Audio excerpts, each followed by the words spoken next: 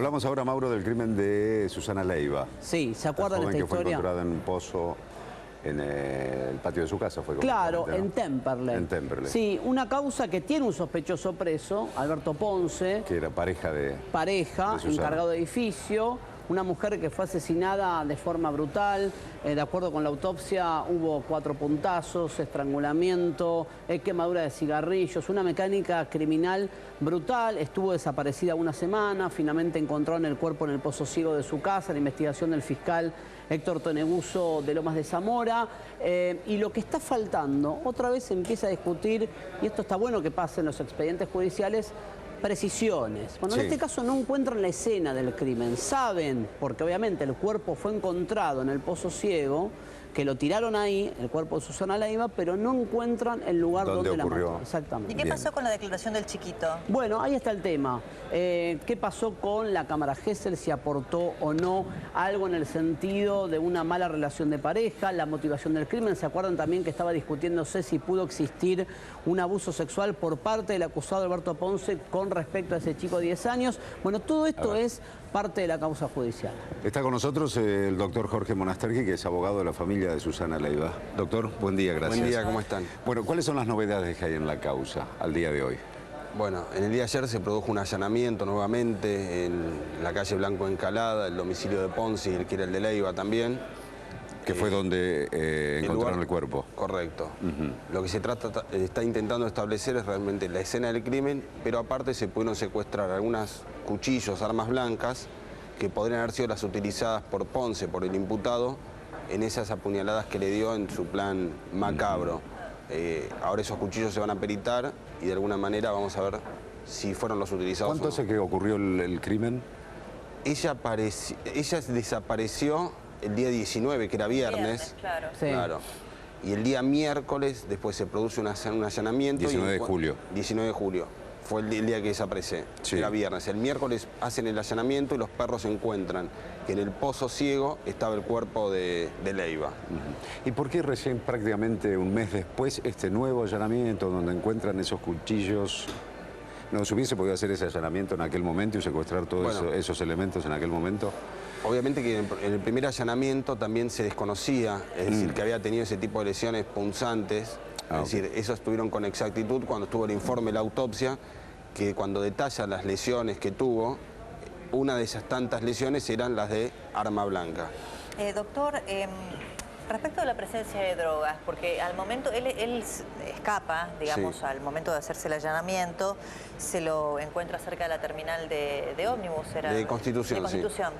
Y tenía cocaína, ¿no? En un bolso. Sí, le habían encontrado una mínima cantidad de cocaína. ¿Él era consumidor? Bueno, tu pregunta es buena y ahora está mucho más claro ese panorama porque en su unidad de detención, un informe psicológico, él mismo dice que era un consumidor no con habitualidad, sino muy Eventual, esporádico. Claro. Entonces, no estamos hablando de una persona... No cambia a los fines de su juzgamiento eventualmente. No, yo creo que no va a tener en cuenta lo que es... No estamos hablando de alguien inimputable bajo ningún punto de vista, sino de una persona sádica, perversa, un psicópata. Que lo planificó aparentemente, ¿no? Por el modo en el que él luego arma, digamos, la situación en la que la ve a ella salir, que se despide de él, inventa que, bueno, que él estaba dormido, entonces no vio cómo estaba vestida para evitar dar una descripción de la ropa para quien pudiera buscarla y reconocerla. A ver, está claro ya de que Ponce, el día previo, el día jueves, a través de unos mensajes de texto que fueron incorporados como prueba a la causa, ya le estaba haciendo unas escenas de celos, que eran recurrentes en lo que era la relación. Por mensaje de texto puede ser que la llegó a, yo digo, intimidar o a perseguir. ¿Hay mensajes de texto secuestrados, analizados en el expediente? Hay mensajes de texto incorporados donde el día previo, el jueves, si tomamos que la muerte fue el viernes, que tampoco está acreditado porque la pericia de humor vítreo que se hizo hace unos días todavía no está el resultado. Es la única que da con Bueno, pero la presión. última vez que la ven a ella con vida, que es el jueves, ¿a qué hora? ¿Ella va al trabajo el jueves? No, ella trabajaba lunes, miércoles y viernes. Bien. El miércoles va, el jueves tuvo contacto con gente. Su familia. Claro. Y esos mensajes de texto del jueves ya le planteaba si había una tercera persona, es decir, escenas que ya las hermanas mismas contaban. ¿Se tiene algún resultado previo al menos de la cámara Gesell? A ver, el menor en la cámara Gesell acreditó la relación de discusión que era habitual en el seno de esa familia, donde el maltrato era recurrente justamente al hijo mayor, al de 10 años, que no era un hijo biológico de Ponce.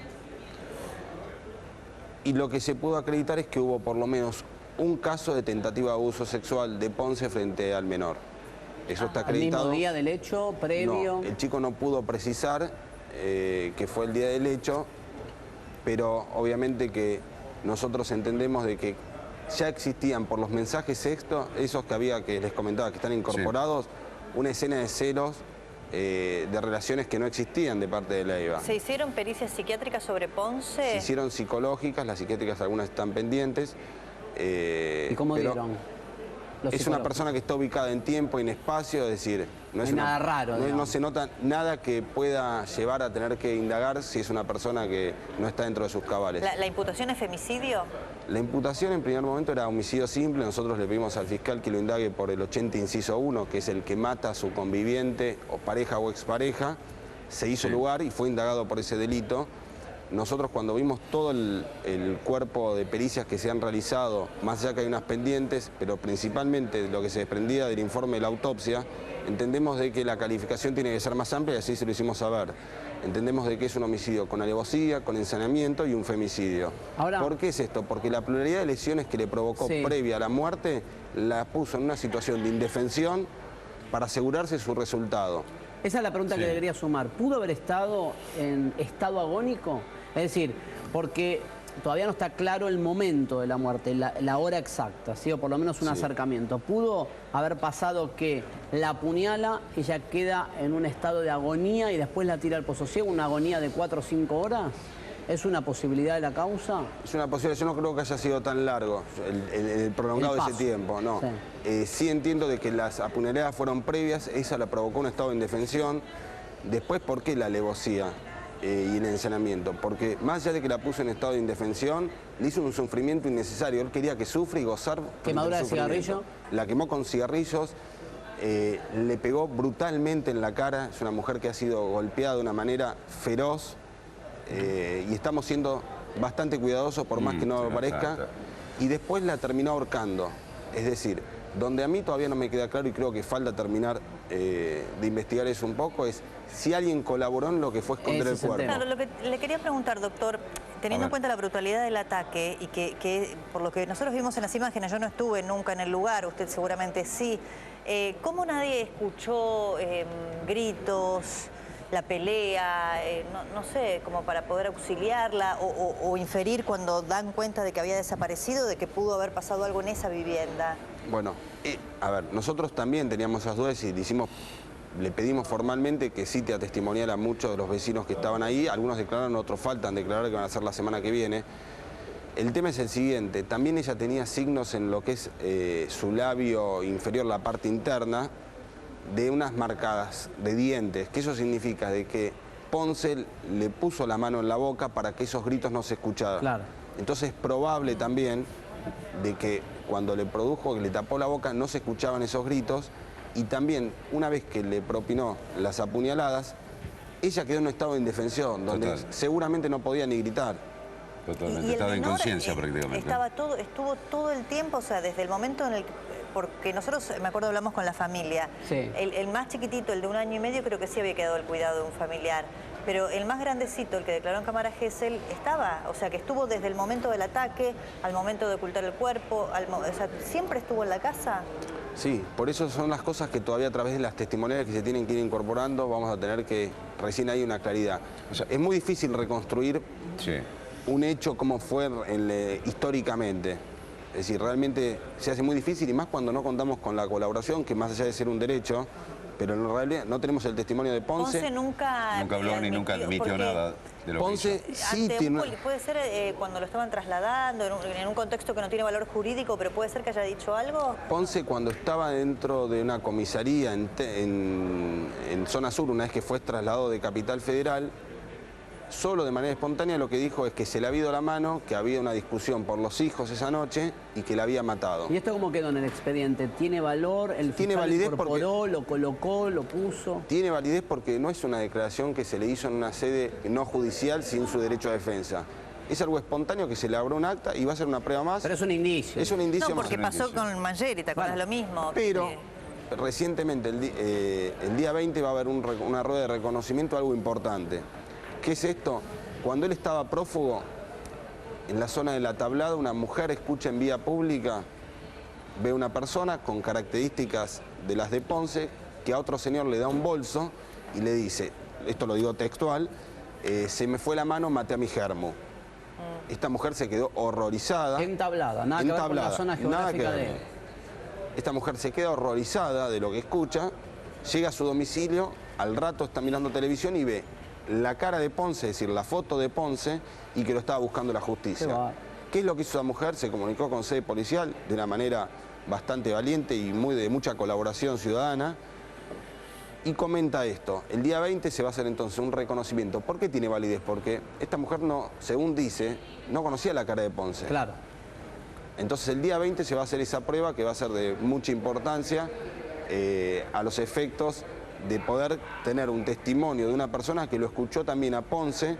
Hacer una manifestación de este tipo. Claro, es importante lo que dice el doctor, que no lo conocía previamente, porque me acuerdo en el caso de triple crimen de La Plata, con el remisero y demás, como las fotografías ya habían aparecido tanto en los medios, que luego los testigos que fueron apareciendo a posteriori... Quedaban invalidados o era relativo. Acá lo que puede pasar era más es que relativizado Ponce... porque ya era pública el rostro de la persona, pero acá la mujer no sabía quién era. No sabía quién era. Puede pasar que Ponce se niegue a realizar esta prueba, y de esa manera, si se niega, lo que va a hacer un reconocimiento por fotografías.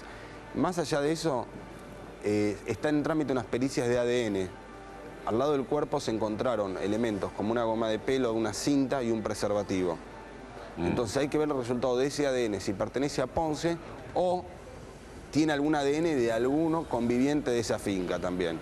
Porque también tenemos que terminar de descartar si colaboraron solamente en lo que fue esconder el cuerpo a un tercero. ¿Qué otras personas vivían en esa finca? Y son 4 casas donde hay más de 15 personas viviendo ahí. Son familiares de Ponce la mayoría. La mamá estaba ahí. La madre. La tía. La madre, la tía, primos, esposos de estos familiares. Sí, lo que le quería preguntar respecto de la pericia psicológica es este dato tan doloroso que usted marca, que el chiquito en cámara G se le habría dicho que hubo un intento de abuso por parte de Ponce. Si hay antecedentes de estas características, digamos, en él, o si fue algo que surgió pura y exclusivamente por su vínculo conflictivo con su mujer y que el niño era un modo de venganza hacia la mujer, o si en él pudo haber habido este rasgo, ¿no?, de abusador y de niños además. A ver, nosotros tenemos acreditado por familiares que ya declararon en el expediente, familiares de Leiva, de que el maltrato era constante y las escenas de celos también, pero también el maltrato psicológico. Con respecto a ella, estaban en relación de pareja ellos? 3 años. Con respecto a ella y con respecto al hijo mayor, que no era el biológico. Ese era el foco chico de que tiene 10 años. Claro. Es similar al caso de... Tomás. ¿El más chiquito cuánto tiene? El que fue a cámara G. 19 meses. No, ese no fue a cámara G, el mayor fue. El tema es el siguiente. De Lincoln, perdón. De Lincoln. Ella decía el caso de Lincoln es similar, ¿se acuerdan? Pero en lugar de matar a la madre, mató al chico. Sí, exactamente. Y había un litigio. El del caso de Moreno, que mataron al niñito chiquito también, que mataron como venganza al padre, mató a la mujer, que se terminó suicidando en la cárcel. Muchas veces nosotros nos planteamos cómo esta persona, porque los familiares dicen es una persona buena, que nunca había hecho nada. A veces, lamentablemente, nos encontramos con eso. Tenemos los delincuentes habituales y los delincuentes ocasionales. Claro. Ponce es un delincuente ocasional.